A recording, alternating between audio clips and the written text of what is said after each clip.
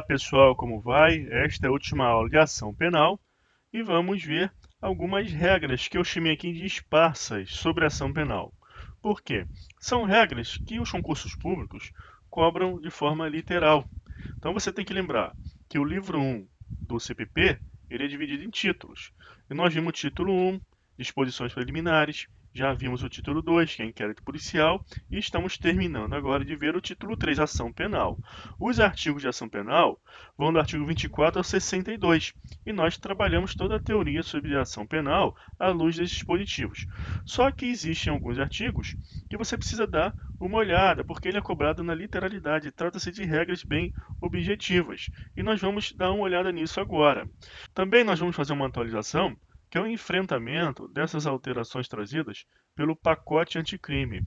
Essa lei 13.964 de 2019 modificou diversos dispositivos do CPP em vários títulos. E um desses títulos é o título da ação penal. Por isso nós vamos já fazer uma atualização agora. Então vamos lá. Primeira regra que você precisa conhecer é do artigo 24, parágrafo 2º. Seja qual for o crime, quando praticado em detrimento do patrimônio ou interesse da União, do Estado e município, a ação penal será pública. Você tem que lembrar que o Distrito Federal não foi incluído nesse dispositivo e que então você tem que olhar o tipo penal lá no Código Penal ou uma lei esparsa e verificar se lá no tipo penal inclui o Distrito Federal. Se não incluir, você não pode aplicar esse dispositivo aqui para incluir o Distrito Federal. Caso contrário, você estará exercendo uma analogia em malam-partem que é vedado, porque essa aqui é uma norma de caráter híbrido. O artigo 26, que diz a ação penal nas contravenções será iniciada com um auto de prisão em flagrante ou por meio de portaria expedida pela autoridade judiciária ou policial. Esse artigo aqui, ele não foi recepcionado pela CF, porque a Constituição de 88 traz como titular da ação penal pública o Ministério Público, no artigo 1291. E como a contravenção ela é resolvida através de ação penal pública incondicionada, você tem que lembrar que o titular da ação penal pela atual Constituição é o Ministério Público, então a autoridade policial não pode iniciar essa ação penal, muito menos o juiz. Caso contrário, estaria também violando o sistema acusatório, onde há separação nas funções de julgar e de acusar. Qual é a exceção? Lei de execuções penais. No curso de execuções penais, nós vamos ver que lá sim é possível o início da execução penal de ofício, independente de requerimento. Aí eu vou mostrar aqui essas questões que abordam esses dispositivos específicos. Aqui, ó, bem recente, de defensor público, em se tratando de contravenção penal punida com pena de multa, admite-se subsidiariamente, em caso de inércia do Ministério Público, a ação penal sem demanda. Essa aqui é falsa. Demanda nada mais significa o ato jurídico, a ação. Então você vai lembrar, quando tratamos da diferença entre direito de ação e ação, falamos que o direito de ação é o direito público subjetivo de provocar o judiciário e a ação é o ato jurídico em si. Então a demanda é a ação. Então só quem pode provocar o judiciário no processo penal é o legitimado. Então o que ocorre? Não pode haver uma ação penal sem demanda. Por quê? A contravenção penal é de ação penal pública incondicionada. E não importa se é punida com pena de multa. A pena, mesmo a de multa, ela só pode surgir após o processo. Como a contravenção é de ação penal pública incondicionada e o titular é o MP, não pode ter uma ação penal sem o ato jurídico, a demanda, a ação, que deve ser exercido pelo titular da ação penal no sistema acusatório e de acordo com a Constituição em vigor. Outra questão no mesmo sentido. A ação penal nas contravenções só será iniciada com auto de prisão em flagrante. Esse dispositivo que trata da ação penal iniciada com auto de prisão em flagrante, que é o artigo 26, como eu falei, não foi recepcionado, e pelos motivos explicados, então aqui é falso. Outro dispositivo aqui é o 28. Esse dispositivo sofreu alteração pela lei anticrime, e aí nós precisamos fazer atualização, porque na aula de arquivamento do inquérito policial, nós falamos que o delegado de polícia ele encerra o inquérito policial por meio do relatório e remete ao juiz. O juiz ele vai encaminhar para o titular da ação penal, para o Ministério Público, e este terá algumas opções. Poderá devolver para novas diligências, poderá denunciar, poderá declinar a atribuição, falar que aquilo é um crime federal, tem que mandar para o MPF, no caso estadual ou vice-versa. e também ele pode requerer o arquivamento. Esse requerimento de arquivamento tem que ser fundamentado, mas que existe um controle judicial. E aí o magistrado ele pode não concordar com esse fundamento feito pelo órgão ministerial que requeriu arquivamento. E esse aqui, então, era o texto em vigor antes do pacote anticrime. Artigo 28. Se o órgão do Ministério Público, ao invés de apresentar a denúncia, requerer o arquivamento do inquérito policial ou de quaisquer peças de informação, o juiz, no caso de considerar improcedentes as razões invocadas, fará remessa do inquérito ou peça de informação ao Procurador-Geral e este oferecerá a denúncia, designará outro órgão do Ministério Público para oferecê-la ou insistirá no pedido de arquivamento, ao qual só então o juiz estará obrigado a atender. Essa obrigação de atender essa insistência é em razão do sistema acusatório, das funções serem distintas na atual conjuntura constitucional, e se o chefe do MP insistiu no arquivamento, aí o juiz é obrigado a atender. Só que nós ressaltamos que esse dispositivo é um resquício do sistema inquisitivo, de quando o juiz interferia na acusação, não sendo esse dispositivo visto com bons olhos. Então, o que você percebe? Que a lei anticrime, ela apenas retirou essa possibilidade do juiz ele fazer a remessa, ele não concordar, ele interferir. Então, o legislador ele impôs ao próprio Ministério Público essa condição de revisão ministerial. Então, o que foi feito no pacote anticrime foi adequar o dispositivo ao sistema acusatório. Então, aqui é o novo texto.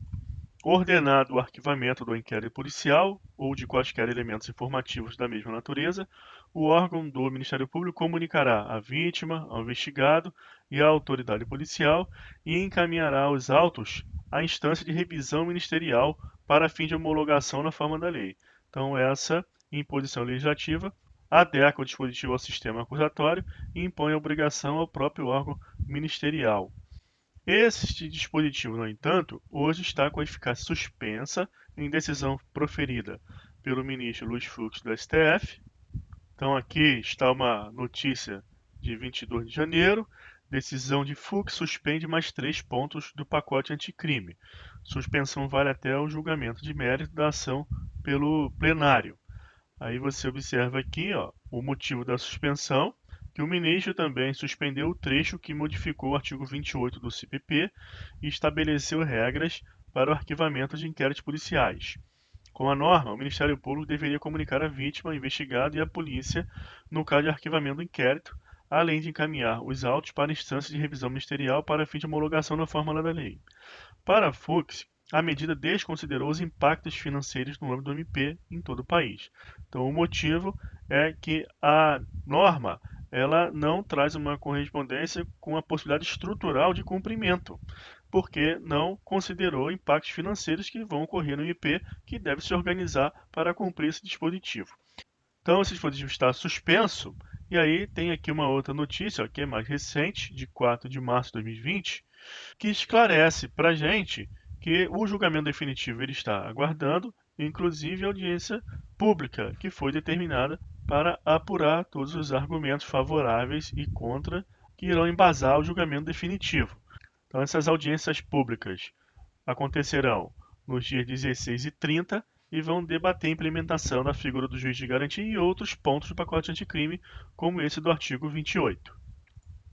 Sem prejuízo algum, nós vamos fazer a leitura desses parágrafos que tratam dessa modificação. Parágrafo 1º do novo artigo 28.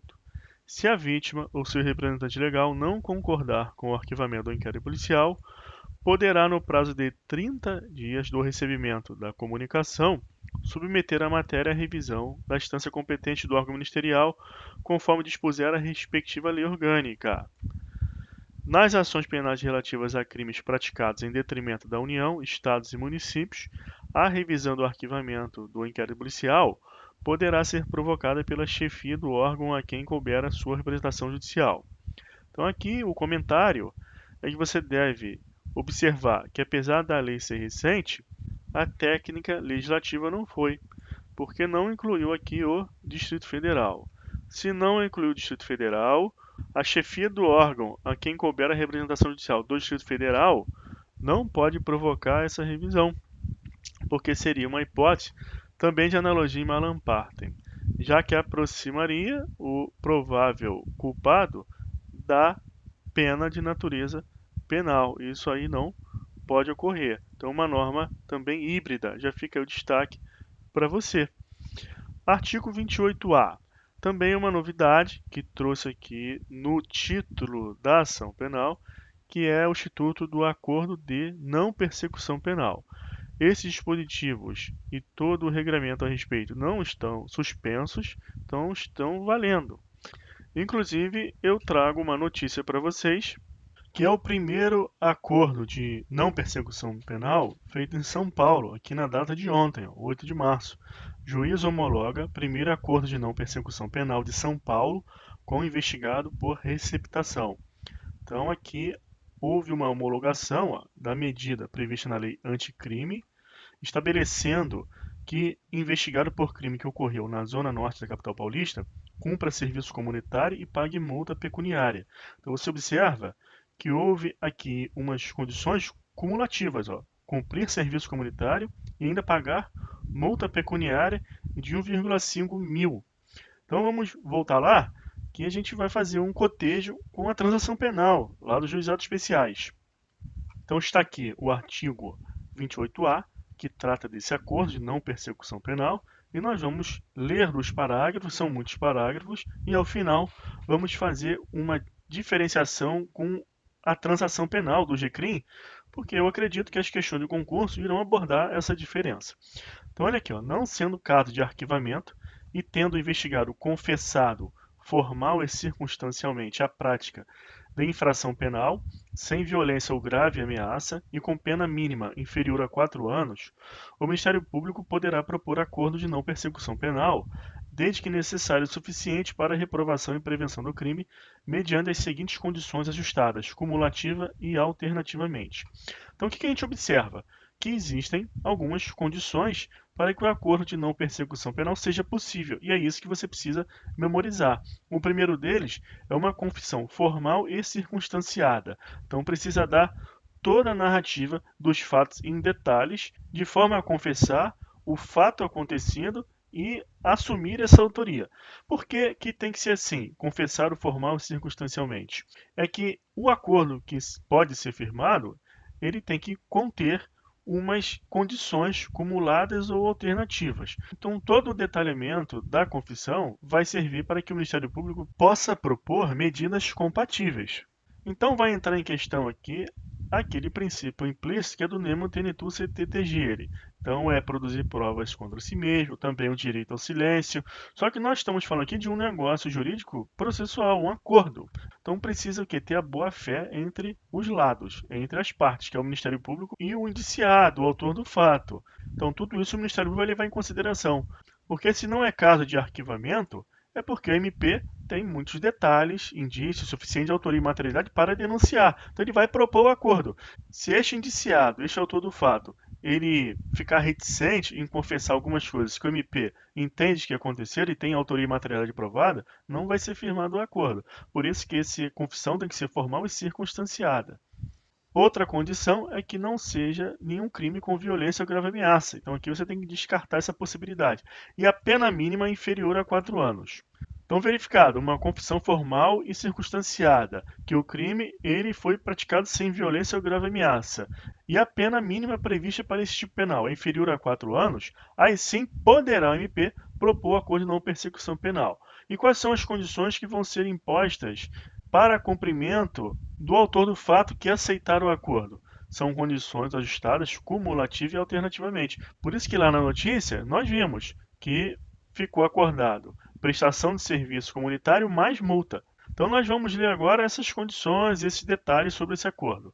Quais são os tipos de condições que podem ser feitas de forma acumulada e alternativa? Reparar o dano ou restituir a coisa à vítima, exceto na impossibilidade de fazê-lo. Então aqui existe uma condição que é alternativa, reparar o dano ou restituir a coisa.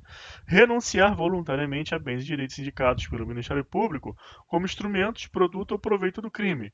prestar serviço à comunidade ou a entidades públicas por período correspondente à pena mínima combinada ao delito, diminuída de 1 a 2/3, em local a ser indicado pelo juízo da execução, na forma do artigo 46 do Código Penal. O artigo 46 é a norma de direito material e vai tratar da prestação de serviço à comunidade. E quem fiscaliza o cumprimento é o juiz da execução, por isso que está aqui indicado pelo juiz da execução. Pagar prestação pecuniária a ser estipulada no termo do artigo 45 do CP, aqui também é o CP, que é a norma de direito material, que trata dessas penas restritivas de direito, regula em detalhes, e aqui também, lá no parágrafo 1º, fala da prestação pecuniária. Então, se a prestação pecuniária deverá ser paga à entidade pública ou do interesse social, por isso que lá na notícia o pagamento seria feito a quem? Está aqui, ó, ao GRAC, Grupo de Apoio às Crianças com Câncer. Outra condição, cumprir por prazo determinado outra condição indicada pelo MP, desde que proporcional e compatível com a infração penal imputada. Então, deixou uma cláusula aberta para o MP propor outra condição que ele entender que seja proporcional e compatível. Não criou-se aqui um rol taxativo. E quem vai avaliar essa proporcionalidade e compatibilidade é o juiz, porque o juiz homologa ou não esse acordo. Parágrafo 1º. Para aferição da pena mínima combinada ao delito, a que se refere o caput deste artigo, serão consideradas as causas de aumento e diminuição aplicáveis ao caso concreto.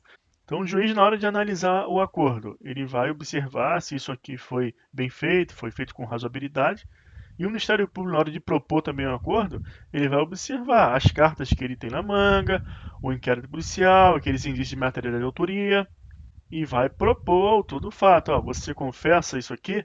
Aí ele confessa, mas não quer confessar aquelas causas de aumento da pena. Então essa aferição fica prejudicada.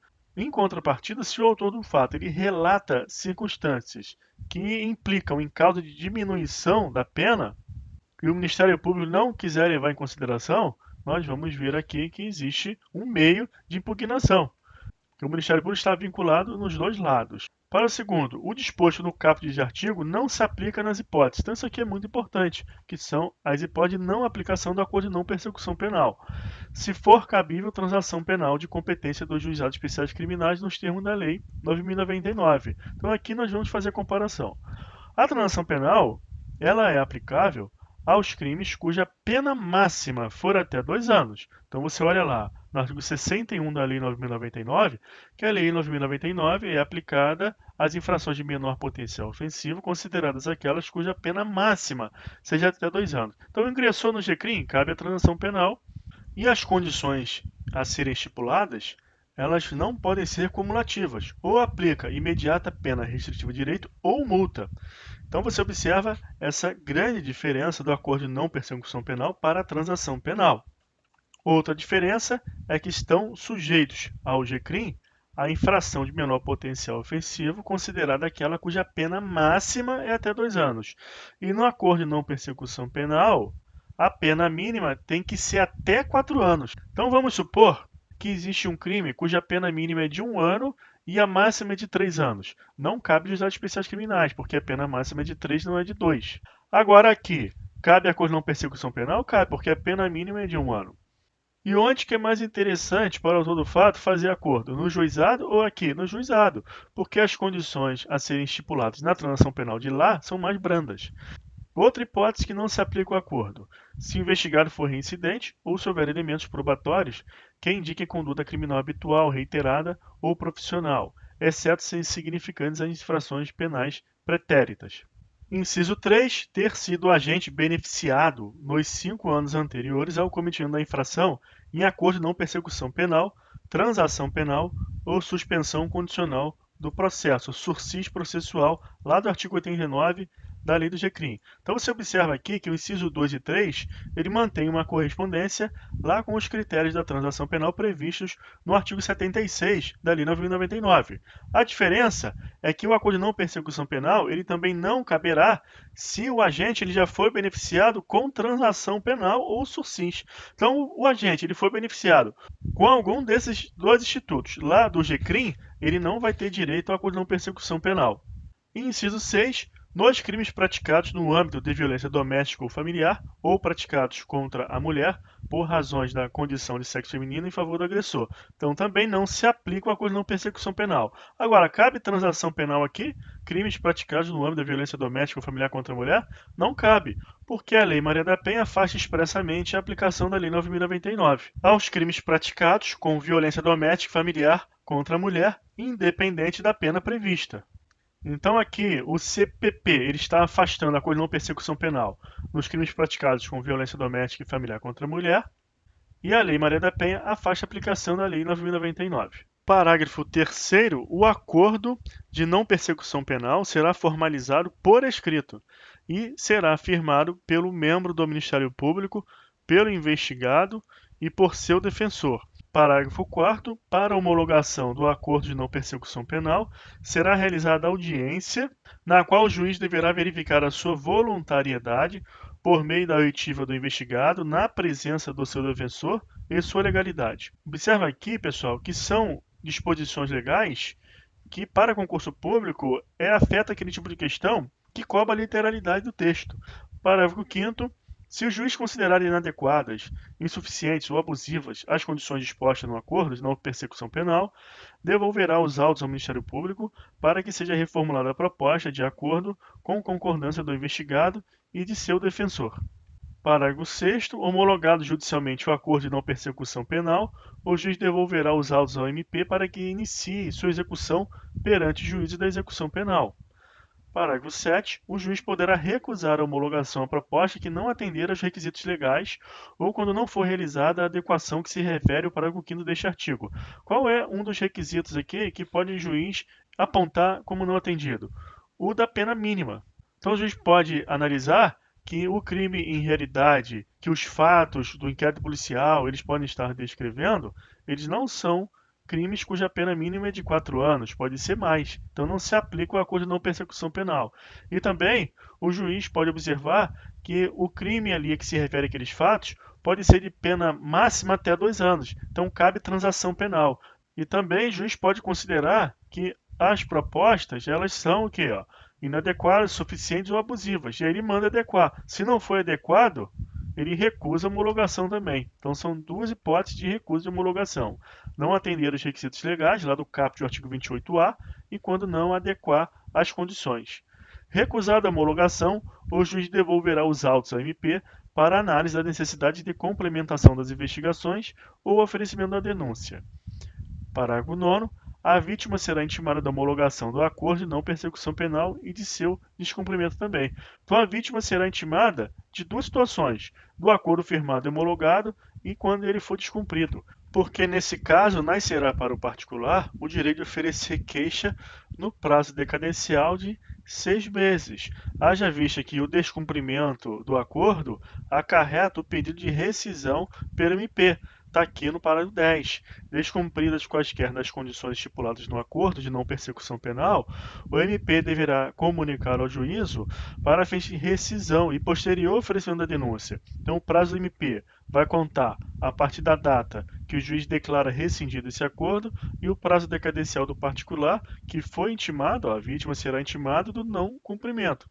Vai contar desse término do prazo do MP. Então tem que ser acompanhado, porque o prazo é decadencial, peremptório, material não se interrompe nem se suspende.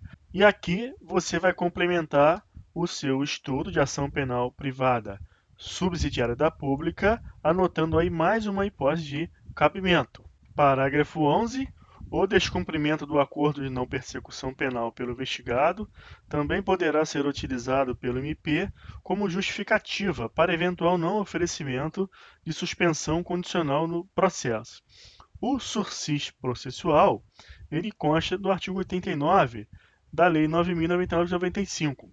Para quem não sabe, o nome sursis deriva do francês surseoir, porque esse instituto jurídico de suspensão condicional do processo, ele é de origem francesa. Então, o Brasil incorporou o termo surseoir na forma de sursis. Então, por isso nós chamamos de sursis processual. Então, o processo é suspenso mediante algumas condições impostas ao acusado, já que tem processo e acusado. E qual é o critério para o oferecimento do sursis processual? é que a pena mínima ela seja de até 1 ano. E o sursis processual não é só aplicado nas hipóteses de infração de menor potencial ofensivo lá no GCRIM. Também pode ser aplicado em outro procedimento, sumário, ordinário, não importa. O que importa é a pena mínima, ela tem que ser até 1 ano. Dessa forma, esse dispositivo aqui ele está dizendo que o descumprimento do acordo de não persecução penal poderá ser utilizado pelo MP como justificativa para eventual não oferecimento desse sursis processual. Então, esse dispositivo ele está incluindo mais um critério, aquele já constante do artigo 89 da Lei 9.099 de 95, para o MP não oferecer o sursis processual. Parágrafo 12º. A celebração e o cumprimento do acordo de não persecução penal não constarão de certidão de antecedentes criminais, exceto para os fins previstos no inciso 3 do parágrafo 2º deste artigo. Isso aqui também tem lá na transação penal, e esse dispositivo aqui trata da questão da pessoa já ter sido beneficiada com esse acordo anteriormente, dando prazo de 5 anos. Então, ela não pode ser beneficiada novamente. Então, esse dispositivo ele é equivalente ao da transação penal. Parágrafo 13. Cumprido integralmente o acordo de não persecução penal, o juízo competente decretará a extinção da punibilidade. Então, você tem que incluir no rol lá do artigo 107 do Código Penal mais uma hipótese de extinção da punibilidade, que é o cumprimento integral do acordo de não persecução penal. Parágrafo 14.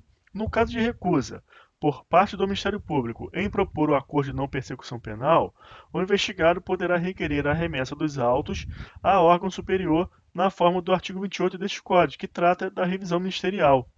Então, aqui é uma daquelas hipóteses.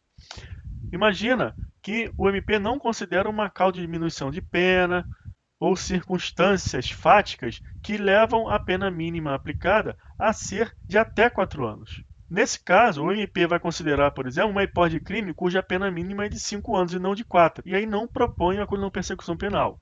No caso dessa recusa, o investigado pode requerer a remessa dos autos ao órgão superior na forma do artigo 28, aquela revisão ministerial, para fins de confirmar se aquelas circunstâncias fáticas que constam, por exemplo, no inquérito policial, apontam realmente um crime cuja pena mínima é maior de 4 anos ou de até 4 anos, como o investigado deseja.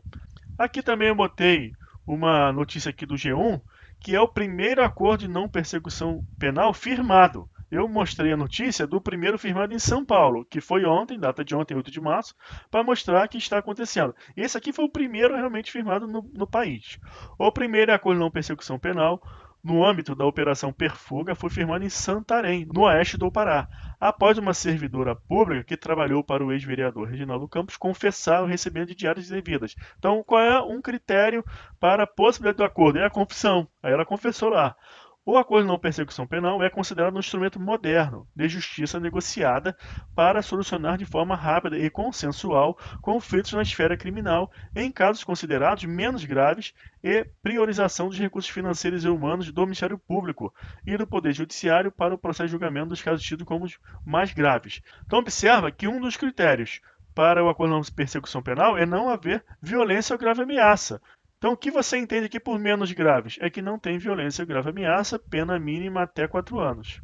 E qual é a intenção? A meios legislatórios é reservar os recursos financeiros e humanos do MP e do Poder Judiciário para processo de julgamento dos casos tidos como mais graves. Artigo 32. Agora, voltando para o CPP, aquelas regras esparsas, não tem mais alteração aqui feita pela lei anticrime. Seguimos. Nos crimes de ação privada, o juiz, a requerimento da parte comprovar a sua pobreza, nomeará advogado para promover a ação penal. Aqui se refere à ação penal queixa, porque para promover a ação penal, o particular só pode fazer isso na ação penal privada, com a queixa. Então a situação aqui é o seguinte, a queixa ela só pode ser ajuizada pelo ofendido através de um procurador que tenha capacidade postulatória, então é o advogado. Então precisa ter o quê? Procuração com poderes especiais. Sendo a capacidade postulatória um pressuposto processual. Mas se for pessoa pobre, então não pode ajuizar a queixa? A Constituição Federal de 88, no artigo 5º, inciso 74, prevê que o Estado prestará assistência jurídica integral e gratuita aos que comprovarem insuficiência de recursos. Então aqui o que vai acontecer? No caso de uma queixa-crime, A pessoa alega que não tem condições de custear o advogado, o juiz ele vai nomear advogado dativo se não tem defensoria pública na região. Se tem defensoria pública, aí a defensoria pública vai atuar nesse caso. Essa aqui é a interpretação desse dispositivo. Então, a nomeação de advogado dativo é só se não tem defensoria pública no local. Considerar-se-á pobre a pessoa que não puder prover as despesas do processo sem privar-se dos recursos dispensáveis ao próprio sustento de sua família. Isso aqui é basilar, está previsto no CPC, inclusive, quando trata da gratuidade de justiça. Será prova suficiente de pobreza o atestado da autoridade policial em cuja circunscrição residia o ofendido. Isso aqui não tem mais aplicação. Você vai observar o regulamento lá do CPC, então basta a declaração da pessoa pobre que não tem condições de custear advogado sem prejuízo do próprio sustento ou de sua família, e aí está tudo certo, livre convencimento motivado do julgador, o juiz decide. Artigo 40. Quando em autos ou papéis que conhecerem, o juiz ou tribunais verificar a existência de crime de ação pública, remeterão ao MP as cópias e os documentos necessários ao oferecimento da denúncia. Isso aqui é um exemplo de peça de informação, aí não é inquérito policial. E aí você tem que lembrar desse dispositivo que é cobrado em literalidade nas provas. Artigo 47. Se o MP julgar necessários maiores esclarecimentos e documentos complementares ou novos elementos de convicção, deverá requisitá-lo diretamente de qualquer autoridade ou funcionários que deva ou possa fornecê-los. Então, o MP ele está em dúvida se tem indício suficiente de autoria e materialidade, pode fazer requisição a quaisquer autoridades ou funcionários que devem ou possam fornecê-los. Aqui você tem que atentar que tem situações que necessitam de autorização judicial. Então, o Ministério Público deseja a quebra do sigilo bancário, a quebra de sigilo telefônico, precisa de autorização judicial. Então, excetuadas essas hipóteses que necessitam de autorização judicial, o Ministério Público pode utilizar de seu poder de requisição. Inclusive, está previsto lá no artigo 129, inciso 7 da Constituição Federal de 88, que o Ministério Público tem o poder de requisitar diligências investigatórias, mas tem que observar aqui os limites. Se é algo que depende da autorização judicial, não pode. Outra situação é ele receber o inquérito policial e entender que uma pessoa deve ser ouvida. Ele não vai requisitar o depoimento pessoal dessa pessoa para ir lá no órgão do Ministério Público ouvir a pessoa. Ele vai requisitar o quê? Ele fará o requerimento ao juiz de devolução dos autos de inquérito à autoridade policial e fará uma requisição direta à autoridade policial para ouvir determinada pessoa. Ao delegado de polícia, que já encerrou o seu trabalho com o relatório, ele só vai ouvir essa pessoa como um longa-manos do Ministério Público, em atendendo à requisição. Artigo 61. Em qualquer fase do processo, o juiz, se reconhecer extinta a punibilidade, deverá declará-lo de ofício. Então, questão de prova. O juiz pode reconhecer a extinção da punibilidade de ofício? Pode. Só que você tem que atentar também para o parágrafo único, porque esse pedido de extinção da punibilidade pode ser provocado. Então, no caso de requerimento do MP, do querelante ou do réu, o juiz mandará autuá-lo em apartado, ouvirá a parte contrária, se julgar conveniente, concederá o prazo de 5 dias para a prova, proferindo a decisão dentro de 5 dias ou reservando-se para apreciar a matéria na sentença final. Então, houve pedido de reconhecimento de extinção da punibilidade. Haverá uma autuação em apartado e o juiz ele vai verificar se há uma necessidade de conceder prazo de 5 dias para a prova e proferirá a decisão também em 5 dias. Você tem que gravar esses dias, 5 dias para a decisão e 5 dias para a produção de prova. E que o pedido é autuado em apartado. Então vamos imaginar um exemplo. Ação penal privada. Foi ajuizada uma queixa, o processo está correndo. Em determinado momento, surge uma petição lá no processo do acusado, através do seu advogado, da Defensoria Pública, alegando que o autor da ação ele perdoou tacitamente o acusado e requerendo a extinção da punibilidade. O que ele vai fazer? Ele vai copiar lá o dispositivo que fala que o perdão tácito admite todos os meios de prova e vai requerer esses 5 dias para produzir as provas. Ele também pode anexar todas as provas já com o seu pedido, que será tudo autuado em apartado. Também pode, inclusive, requerer ao juiz produção de prova testemunhal, porque o CPP é expresso em dizer que o perdão tácito admite todos os meios de prova e a Constituição Federal, no artigo 5º, inciso 55, garante aos acusados em geral a ampla defesa e o contraditório. Agora o artigo 62, para finalizar, muito cobrado em prova também, No caso de morte do acusado, o juiz somente à vista da certidão de óbito e depois de ouvido o Ministério Público, declarará extinta a punibilidade. Então, a morte é uma hipótese que está lá no artigo 107, inciso 1 do Código Penal, de extinção da punibilidade. Então, morreu, tem que ter certidão de óbito. Então, essa aqui é uma hipótese de prova tarifada. Não vamos trabalhar aqui com livre convencimento motivado. O convencimento é vinculado à prova tarifária, taxada, somente certidão de óbito. Então, quando formos estudar provas, nós vamos estudar os sistemas de produção de prova. E esse aqui é o sistema tarifado, porque a própria lei diz qual é a prova que tem que ser usada para provar determinado fato. Então, não tem como mandar uma testemunha. Ó, o fulano lá, ele morreu, extingue a punibilidade. Não tem como. Então, tem que ter a certidão de óbito. Então é isso, pessoal. Parabéns! Agora você é capaz de acertar todas as questões sobre ação penal e vamos seguindo em frente no curso.